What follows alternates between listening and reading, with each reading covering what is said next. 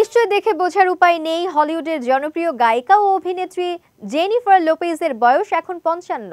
তার এই অসাধারণ ফিটনেস ও আকর্ষণীয় চেহারার পেছনে রয়েছে কঠোর পরিশ্রম ও নিয়ন্ত্রিত ডায়েট।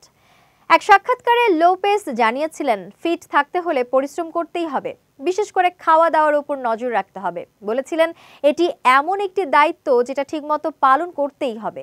সেই সাক্ষাৎকারে জেনিফার লোপেজ জানান, তিনি তার দিন শুরু করেন কম ক্যালোরির ব্রেকফাস্ট দিয়ে। তিনি বলেন, সকালে আমি ৯০ ক্যালোরির চকলেট বডি ল্যাপ শেক দিয়ে দিন শুরু করি, যা আমি কিনোয়া মিল্ক বা পানির সঙ্গে মিশিয়ে নেই। এছাড়াও জেনিফার লোপেজ প্রতিদিন অন্তত ৭ গ্লাস পানি পান করেন। সকালে ১ গ্লাস লেবু পানি দিয়ে দিন শুরু করেন। লাঞ্চ ও ডিনারে আমিষ ও নানান ধরনের সবজির সালাদ খান লোপেজ।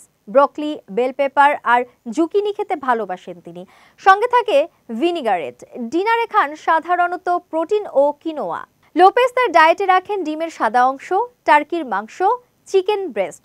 এছাড়া তিনি মিষ্টি আলু, ব্রাউন রাইস, রাইস ব্রেড এবং ওটমিল খেতে পছন্দ করেন।